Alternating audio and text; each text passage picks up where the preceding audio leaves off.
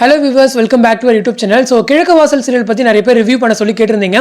So எனக்கு தெரிஞ்சு என்னுடைய ரிவ்யூஸ் வந்து இந்த வீடியோவில் ஷேர் பண்ணுறேன். ஸோ ஸ்கிப் பண்ணாமல் வீடியோ ஃபுல்லாக பாருங்கள். வாங்க வீடியோக்குள்ளே போகலாம். ஸோ கிழக்கு வாசல் சீரியல் பற்றி சொல்லணும் அப்படின்னா ஃபஸ்ட்டு பாசிட்டிவ் பற்றி பேசிடலாம். ஸோ ஃபஸ்ட்டு எனக்கு தெரிஞ்சு பாசிட்டிவ் என்னன்னா ஸ்டோரி ஒரு நடுத்தர வர்க்கமாக ஒரு ஃபேமிலி ஓரியன்ட் சீரியல். ஸோ ஈஸியாக வந்து மக்களுக்கு வந்து கனெக்ட் ஆகிடும். ஸோ அந்த வகையில் வந்துட்டு கிழக்கு வாசல் சீரியல் வந்து ஒரு பாசிட்டிவ் தான். ஸோ நெக்ஸ்ட் விஷயம் என்னன்னா டேரக்ஷன். ஸோ டேரக்டர் யாருன்னு பார்த்தீங்கன்னா மனோஜ். ஸோ இதுக்கு முன்னாடி அவர் வந்து மௌனராகம் சீசன் 2 வந்து பண்ணியிருக்காரு. ஸோ ஒரு நல்ல டேரக்டர். ஸோ வந்துட்டு ஆர்டிஸ்ட் வந்து நல்லா யூஸ் பண்ணுறாரு. ஸோ எல்லாருடைய பர்ஃபெக்ட் ரியாக்ஷன்ஸ் எல்லாமே கொண்டு வராரு. ஸோ அந்த வகையில் வந்துட்டு நான் டேரக்டர் சைட்லேருந்துமே நான் பாசிட்டிவ் தான் சொல்வேன். ஸோ அடுத்ததாக வந்துட்டு ஆர்டிஸ்ட் இருக்கிற ஒவ்வொரு ஆர்டிஸ்ட்டுமே நல்ல பாப்புலரான ஆர்டிஸ்ட். ஈவன் எஸ்எஸ்சி சார் எடுத்திங்கன்னா ஸோ அவர் வந்துட்டு ஒரு பெரிய ஒரு டேரக்டர். ஸோ ஒரு பெரிய சினி இண்டஸ்ட்ரியிலேருந்து சீரியல் இண்டஸ்ட்ரிக்கு வந்திருக்காரு. ஸோ அது வந்து தளபதி விஜயோட அப்பா. ஸோ இதெல்லாம் வந்துட்டு ஒரு சீரியலில் பெரிய பாசிட்டிவ். அதுக்கப்புறம் வந்துட்டு ரேஷ்மா. ஸோ அவங்க ஆல்ரெடி ஒரு பெரிய ஃபேம் உள்ள ஆக்ட்ரஸ். ஸோ அவங்க வந்து இங்கே ஹீரோயினாக பண்ணுறாங்கன்னும் போது அதுவும் பெரிய விஷயம். அது மட்டும் இல்லாமல் சேம் பேர். ஸோ இப்போ ரேஷ்மாவும் பண்ணுறாங்க, தினேஷும் பண்ணுறாங்க. ஸோ ஆல்ரெடி அவங்க ரெண்டு பேருமே ஒரு சீரியல் பண்ணியிருக்காங்க. அவங்களுக்கு வந்து ஒரு மிகப்பெரிய ஃபேன் பேஸ் இருக்கக்கூடிய ஒரு பேர். ஸோ அவங்களுமே இங்கே இருக்காங்க. அதை தொடர்ந்து ஜீவா இப்போ கரண்டாக பாண்டியன் சோர்ஸ் பண்ணிட்டு இருக்காரு. ஸோ அவருக்குமே வந்துட்டு ஒரு பாசிட்டிவ் ரெஸ்பான்ஸ் தான் ஒரு ஹீரோக்கான மெட்டீரியல்.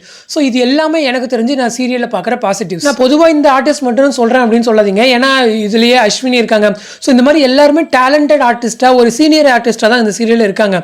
ஸோ இது எல்லாமே ஒரு பாசிட்டிவ் தான். அதுக்கப்புறம் நெகட்டிவ்க்கு வரும் அப்படின்னு சொல்லும்போது இந்த சீரியலில் வந்துட்டு screenplay writer, dialogue, story எல்லாமே ஒருத்தர்கிட்ட இருக்கு. ஸோ ஆல்ரெடி வந்துட்டு குரு சம்பத் சார் வந்து சிறகடி காசியும் பார்த்துட்டு இருக்காரு. ஸோ அங்கே வந்துட்டு ஸ்க்ரீன் பிளேவை ரைட் பண்ணி கொடுக்குறாரு.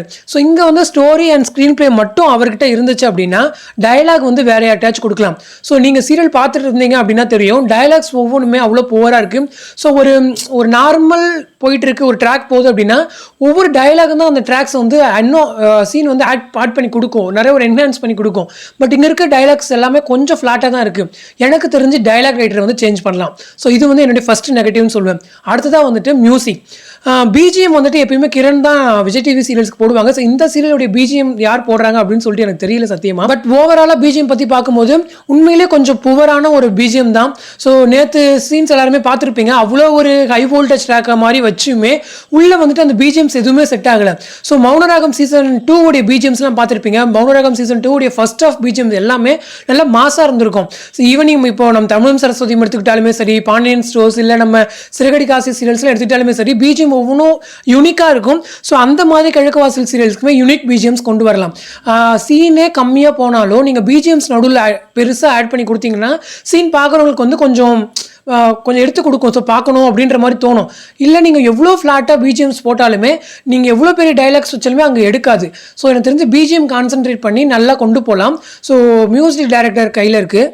அடுத்ததாக வந்துட்டு கேமராமேன். ஸோ கேமரா ஆங்கிள் வந்துட்டு பார்த்தீங்கன்னா ஒரே சைட்லேருந்து வச்சு எடுத்துகிட்டு இருக்க மாதிரி இருக்குது. நேற்று வந்து அந்த ஹை வோல்டேஜ் ட்ராக்கு அந்த வீட்டில் வச்சு பேசின எல்லா இதுவுமே ஒரு கேமரா ஆங்கிள் பொசிஷன் மாற்றிக்கிட்டே இருக்கலாம். பட் எனக்கு தெரிஞ்சு ஒரு பர்டிகுலர் ஆர்டிஸ்ட்டுக்கு இங்கே தான் நம்ம கேமரா வச்சுருக்கோம். அப்புறம் வந்து க்ளோஸ் அப் ஷாட்லாம் வந்துட்டு ஒரே மாதிரி கேமரா பொசிஷன்ஸ் மெயின்டைன் பண்ணுறாங்க. ஸோ அது எல்லாமே சேஞ்ச் பண்ணலாம். எனக்கு தெரிஞ்சு கேமரா வந்து ஒரு மாதிரி டில்ட்டில் வச்சுருப்பாங்க. இப்போ பாண்டியன் சோர்ஸ்லாம் பார்த்தீங்கன்னா கேமரா வந்து டில்ட்டிலே இருக்கும். ஸோ அது வந்து ஸ்டாண்டர்டாகவே இருக்காது, நகர்த்திக்கிட்டே இருப்பாங்க. ஸோ அந்த மாதிரி வச்சிருக்கலாம், அந்த மாதிரி ஒரு பொசிஷன் மெயின்டைன் பண்ணலாம்.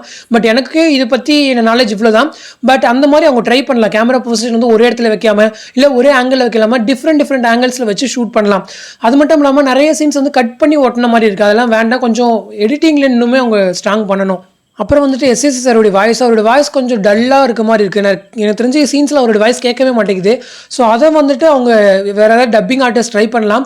பட் அவர் பெரிய ஆளு. ஸோ அவங்களுக்கு போய் டப்பிங் ஆர்டிஸ்ட் பண்ணணுமா அப்படின்னா அவர்கிட்ட கொஞ்சம் ரெக்வஸ்ட் பண்ணலாம். கொஞ்சம் இந்த மாதிரிலாம் மாடுலேஷன்ஸ் வேணும் சார்னு சொல்லி ரெக்வஸ்ட் பண்ணலாம், தப்பு இல்லை. ஸோ இதை மட்டும் அவங்க பண்ணலாம். ஸோ இவ்வளோ நெகட்டிவ்ஸ் நான் ஏன் சொல்கிறேன் அப்படின்னா சீரியலுக்கு ஸ்டார்டிங்லேயே அதாவது ஒரு 20 எபிசோட்ஸ்க்கு அப்புறம் கூட நான் சொல்லியிருக்கலாம்.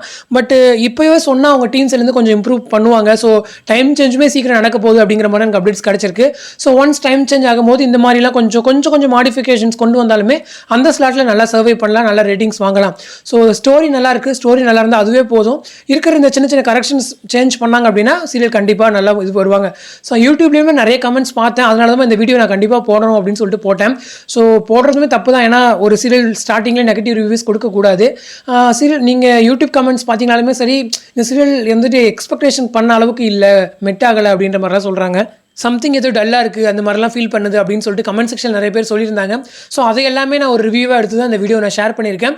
பட் முடிஞ்சளவுக்கு இதை நீங்கள் டீம் சைடுக்கு ஷேர் பண்ணுங்கள். அது மட்டும் இல்லாமல் இந்த வீடியோ பற்றி உங்களோட கமெண்ட்ஸையும் மறக்காமல் பதிவு பண்ணுங்கள். ஸோ அடுத்த ஒரு இன்ட்ரெஸ்டிங் அப்டேட்டோட நெக்ஸ்ட் வீடியோவில் மீட் பண்ணுறேன். தேங்க்ஸ் ஃபார் வாட்சிங் அண்ட் பை.